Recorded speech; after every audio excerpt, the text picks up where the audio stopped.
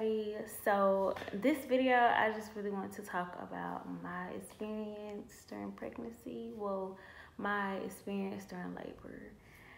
So I was trying to keep track of everything on my phone when things were going on. So I'ma just start from what I have, and then I'll just go from there. So July 21st, it was my due date, and that was the day that I had my 40 weeks appointment with my doctor. So during that time, she checked me and everything, and at this point, I think I was still at a almost dilated at 1 centimeter almost. So at that point, my doctor was just like, I'm going to send you over to the hospital so they can go ahead and do the stress test, because this is normally what they do at 40 weeks, and see how that goes. And if everything goes good and I pass the test, then we were just going to wait to see when Kalea was going to come. And if she didn't show up by 41 weeks, they were going to induce me. So that was their plan. So I was like, okay. So I went over to the hospital, did a stress test. So I was hooked up to the monitors and everything. Everything was going good. She was doing fine. But at that time, like, they kind of split my testing. They kind of split my test to when they wanted to also do like the ultrasound with her. So I didn't get to do like that whole stress test like in one setting. So I only did like portion of it, and then they shipped me down the hallway and stuff to the ultrasound stuff. Everything looked good. Like, they checked everything. She was in the right position, all that good stuff. So she hadn't passed that part. So I went back to the monitors and everything, and it was going good to the very end. And they were like, you're having a big contraction and her heart rate is dropping. So the doctor thinks it's best for you to stay. And at this point, before that was happening, everything was going good. I was like, okay, so in my head before that, I was like, let me go ahead and pick a day that I would be induced, in case she didn't come by the time I had to be induced. So I was already picking dates, like which day I would want to come back. I think it was going to be like a Saturday or something. I don't know. So after that, I was like, call mom and just like, doctor said that I'm having contractions and her heart rate is dropping, and she doesn't feel comfortable with me waiting on her to come or to be induced. So they want to induce me now. So did that. So I think my appointment was like at 4. I don't know, something up in there. Remind you, I'm so stubborn, and I was like this before pregnancy, but it kind of got worse with pregnancy. So I really didn't eat. I didn't eat anything before my appointment. I know that was stupid. I ate a can of beefaroni. That was it. And drank some water. So, baby girl was starving. Okay, I was starving. I don't know why I did it to myself. And the whole time I'm just thinking, like, I'm gonna go home. Like, I'm not gonna be induced. So I was like, when I leave here, I'm gonna go to Moe's and I'm gonna go get me, I don't know, a quesadilla. That didn't happen. So by the time I got in the hospital and all this good stuff, and they got me hooked onto the monitors, well, they had, hold on, I'll be back 1 second. So by the time they did all of that, and they made me take the COVID test, all that good stuff, after all that came back good and all that good stuff, they went ahead and hooked me up with everything. So I put at 8:44, I started the balloon thing. So they put the balloon in me, and I was so hungry. And they gave me ice chips. I wanted some food. Like, I was hungry. So I started the balloon, and like during this time, it's like this is happening. Before I even started the balloon, I was having big contractions then. And they were like, you're not feeling it? And I'm like, no, I don't feel anything. So I was just, at this point, I was in the room, I was laying down at this point. So I was laying down, I was having contractions, I wasn't really feeling it. So at 11:05 p.m., they inserted this bag to the balloon to like pull it down or whatever. So like when they would pull it down, I guess my contraction's supposed to, you know, start going more and more, you know, start dilating more. So I felt the tugging, and as soon as the tugging happened, it sat, let's see, a few before. It sat in there for a little while. So like from 11:05 into the next day, which was 12:43-ish. Well, no. They put the bag in at 11:05, and 12:43 is when when the nurse came in to tug on the bag, and it came out a minute after she walked out the room. And I had buzzed her, and I was just like, that thing, you know, when she came out, I was like, it came out. And she was like, okay. And then she was like, I was like, you know, is that a good thing or whatever? She was like, well, we want it to come out, but I don't think they thought that it would come out that soon or something. I don't know. So the nurse tried to check my cervix, but she couldn't reach. She couldn't reach because she kept saying like she felt like her fingers was too short and stuff like that. So she just told me that she would get another nurse to come in to check me. So at that time I got up and used the restroom. So after that, it was 1:13 a.m. Another nurse came in, she checked my cervix, and she said I was almost at a 4-centimeter dilated. So that was good. We're making progress. I went from almost 1 centimeter to 4 centimeters. So at this time, it's 1:13 in the morning, July the 22nd. So this is the Wednesday, the next day. Obviously, from 4 centimeters, my contractions are still going. I'm not feeling a thing. I didn't feel it. So so really around this time, at 2:26 a.m., they started me on the Pitocin stuff. So at that time, I wasn't really feeling it. I felt when they when they had inserted the medicine in me and stuff like that, and I started feeling stuff, but it wasn't like that strong to where I was just like, oh my God, I'm dying. Like it didn't get that far. I'm trying to remember, was this around the time that I was up moving around and stuff? I don't think so. Probably not. But so 6:30 a.m. is when they put the oxygen mask on me for the baby. At 7 a.m., I got up, used the restroom. The nurse checked my cervix again. She still couldn't reach it. So I was like, no, don't worry about this, sis, because I don't want you to keep going digging up there looking for gold. I'm a little tired of that, you know.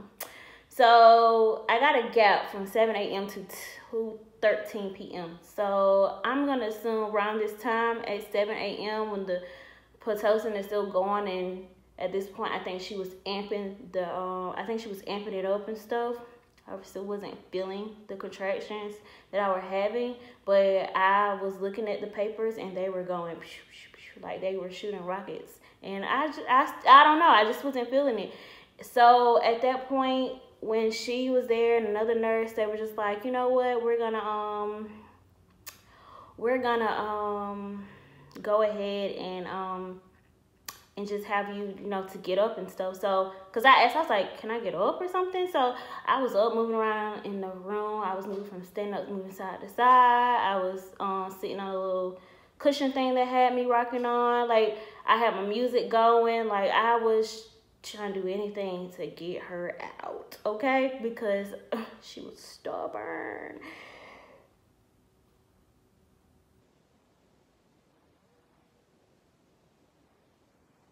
Sis got stuff on me. Hold on one. All right, so sorry about that. So yeah, so I can't remember where I left off at, but I don't know if the timing was right or what I was saying, but yeah, so at 2:13 I put that I was losing my mucus plug, I had bleeding going on, and I was constantly on ice chips. I think I was mad about that. I had been standing around moving and sat on a cushion, moving side to side to wake her up because she started going to sleep. So they was like, we need to get her up, at least because she was just going steady. So they kind of like monitor her heartbeat, I guess. The contractions were coming strong, but they were not unbearable. And I put, I haven't eaten since yesterday with a sad face. Y'all, that means, yeah, because around 2, I think 2 o'clock was probably my appointment, not 4. So it had been over 24 hours since you ever had some food. And mind you, beefaroni really ain't no food. So I don't really remember when the last time I actually ate for real. But I was hurt. So at 2:40, I was 5 to 6 centimeters dilated. And at that time, my doctor decided that she wanted to break my water because she was just like, so at this point she was just like, she wanted to break my water because she's just like, you know, I done been here for a day and the contractions are coming, but we're just not progressing as good as they wanted me to be. So she wanted to break my water. And you know, I'm all for it. Like, I'm like, whoop-de-doo. Because we gotta get her out. That was the mission. Like, sis supposed to have been out yesterday. Okay? So I was like, yeah, let's do it. So as soon as she did that, settled for a minute, I started feeling, I really started feeling those contractions and stuff that they thought that I would have been feeling earlier. Oh, baby, I was feeling them then. So it took to me to get like 5 to 6 centimeters to start actually feeling some sorts of stuff going on. So at 3:35 p.m., I wanted some meds. At this point, I was like, give me some meds, cause I'm aggravated. I think it's more of I'm aggravated and I'm hungry. It's a whole day. I'm upset. Like, my emotions were kicking in. I think it was getting the best of me. So I was just like, give me something to take my mind off of it. Like, I don't know. So they gave me some pain medicine. And at 5:45 p.m., y'all, I was trying so hard to go natural with this. But like I said, I think that at this point, pause. Not to mention around this time, I had the worst nurse on God, and the hospital is still waiting on a survey, and I'm about to give it to y'all because she was the worst nurse I've ever had. And I've never been in a hospital, but and what makes me mad about it is she was a sister. So yeah, so at this point, I'm just like all over the place. I think my emotions really got the best of me. And when them contractions started kicking in after she broke my water, I was just like, get me out of this hospital. I don't want to do this no more. Revert everything back around. I don't want to spit out no infant no more. Like, cause I was about to get out the bed and hit this woman. Okay, so at 5:45, I got an epidural and a catheter put in. So still feel pain and contractions at 6:45. So an hour kicked in from after them contractions. I mean, from the epidural, and I was still feeling pain. That's what I put in. You know, I'm all over the place because I'm tracking this on my phone as all this is going on. So I was just like all over the place. I'm gonna read this last part because it's like the last part I got, and I should have reviewed this before I made this video, but oh well. So I put at 11:30-ish p.m. I started having very bad contractions, especially in the back. Threw up a couple of times, had to get the epidural put back all over again. Came out and said, okay, this is where I wanted to start. So I got the epidural, and I'm gonna tell you, it was a waste of time for me to get it. I should have never got it, and I think that if I had not been so mad and all over the place, I probably could have continued this pregnancy without it. I got it the first time, and they were like, oh, you know, it's gonna take like 30 to 45 minutes to kick in. And I'm like, dude, what? I should have told y'all this a long time ago to get this stuff, to give it to me if I knew it was gonna take that long. Like, I did my research, but I clearly didn't do that good of a research. So I was just like, I want to hit this woman in the face. By the time 45 minutes got here, because sis was tracking time, it was not working at all. And I was like, pissed. So I kept waiting. It still never, it didn't fix me. It didn't fix me like I wanted it to. So this lady had me turn around on the side. Let me get you to turn the side. Turn on this side. Let me get the little thing to elevate your leg. We need to keep your cervix open. We need to keep it going, dilating. I guess we did all that to the point that the thing hadn't came out. And they had to come back in there and give me another epidural. Like, I had to ask for another one. And the man was confused as to why I was getting another one. And he was like, it came out, but I don't understand why. I should have said, because this bitch told me to keep turning over here. She kept shifting me this way. She wouldn't just let me stay in one spot.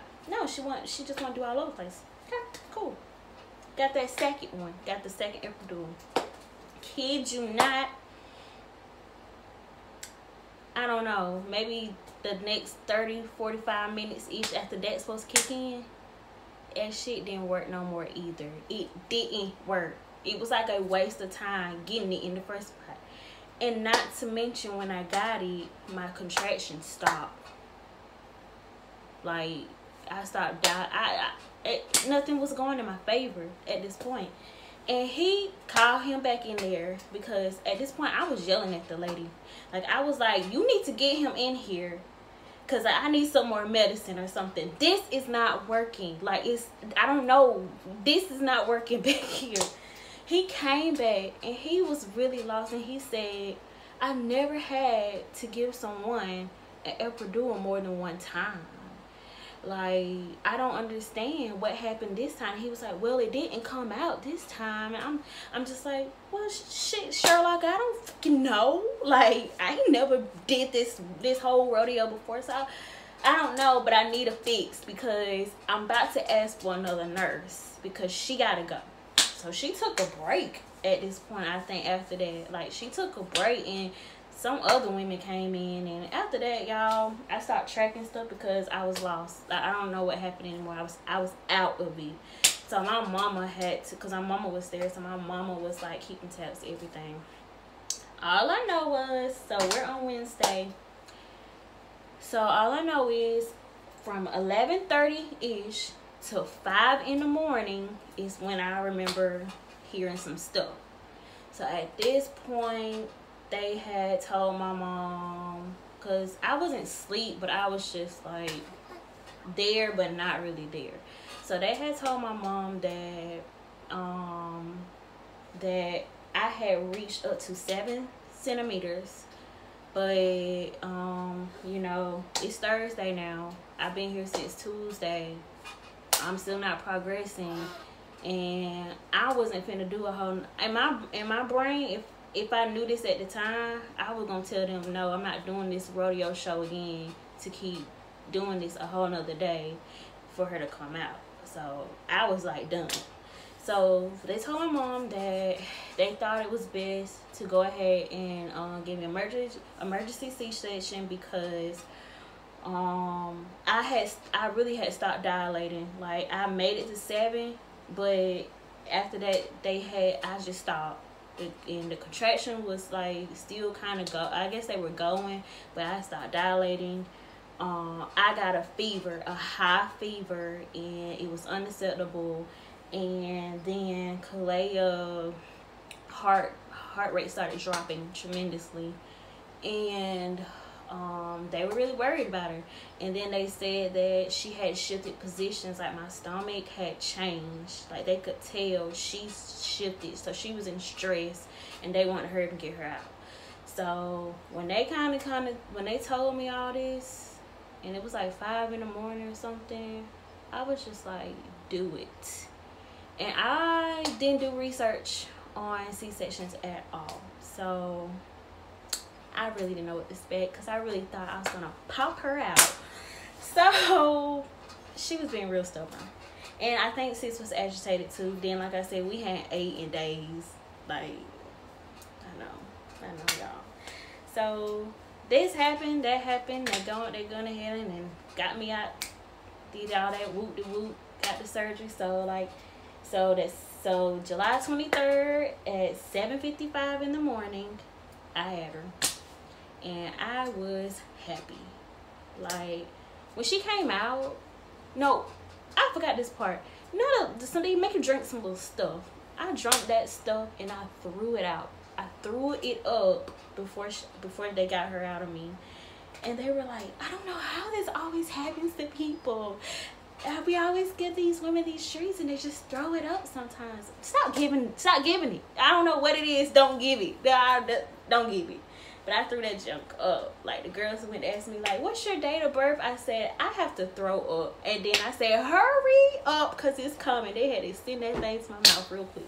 And I was laying on my bed. But I was so happy to have her. I'm so happy that we went ahead and got her out.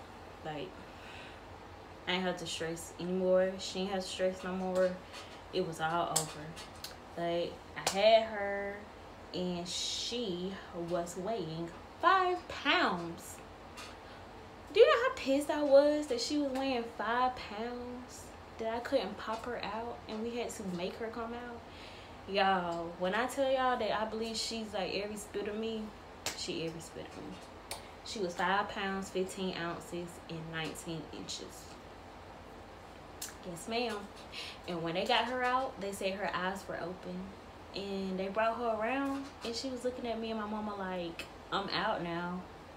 Now what y'all want? Like, y'all disturb my peace. Like, and I was looking back at her like, sis, you should have been out 3 days ago. Got me doing all this in here. About to cuss these people out.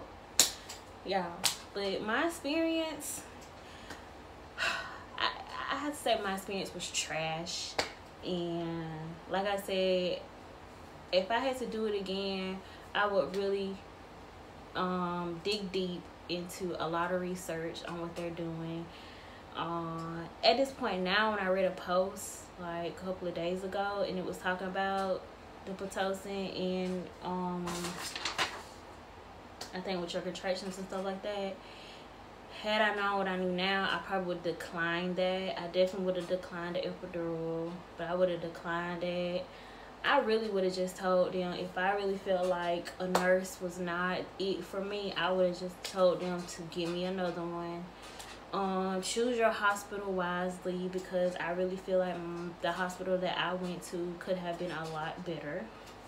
There were some good nurses in there, and there were some bad ones. Well, really, there was really only one really bad one, but... And then with the COVID and stuff, it just... But you know what? It's okay, because at the end of the day, I still would only want 1 to 2 people in there as my support system in their room. I don't need a family. I'm telling you right now, that's way too much. I don't know how people do that on the regular. And I'm pissed because I really wanted a doula, but with the COVID, I didn't see a point of having a virtual doula, and I already had a virtual midwife. So I was just like, you know what? Like, it's too much, but it's a lot that you would have to put into with labor. And like I said, I wish I researched a lot of stuff that I didn't really know. And now with being on this journey, this mom journey, I wish I researched a lot more stuff about being on a mom journey. But I say that for another video. But yeah, so that was my labor experience. And honestly, I wish that she would have just came on her own, because that's really what I wanted to do. I did not want to be induced. But again, like I said, my doctor's rule is if they're not out by 41 weeks mark, they're going to induce you. So at that point, I don't even know if sis even would have came before my 41 weeks. Like, I put on the scale of 1 to 10, I think about a 8-ish. I don't think she would have came. I think they still would have had to induce me. So it is what it is. I hope the best for the next time I probably have a child. I don't know, because at this point I'm like, hell no, I'm not. It's a no, but I really wanted a boy, so I don't know. You know, I don't know where life may take me, but I'm glad that she's here. She is healthy. When she got here, I didn't get to spend that much time with her when she came out because her sugar was low for her size. So they put her in the NICU. So we only got to bond for about 2 hours. And that was enough time for me to feed her, for her to latch on. And I think I fed her like twice, and she was going to NICU. So that was a sad time. Like, don't even want to talk about it. But I'm glad that I actually went ahead and made this video, because I was really wanting to make this video for a long time. But postpartum really kicked in as soon as I had her. So it's been tough. And I didn't think that I would be making it to do this video, but I'm glad that I finally did it, because I finally get to like talk and like share some things that's on my chest. But yes, but I will make more videos about my experience and how things are going. But thanks for watching, thanks for listening, y'all. And if y'all got any questions, ask me. I haven't felt comfortable with putting her on social media yet, but bear with me and give me time. You know, she might go on there, she might not, because in my mind she ain't going on there really. But thanks for listening, y'all, and I'll see y'all in my next video.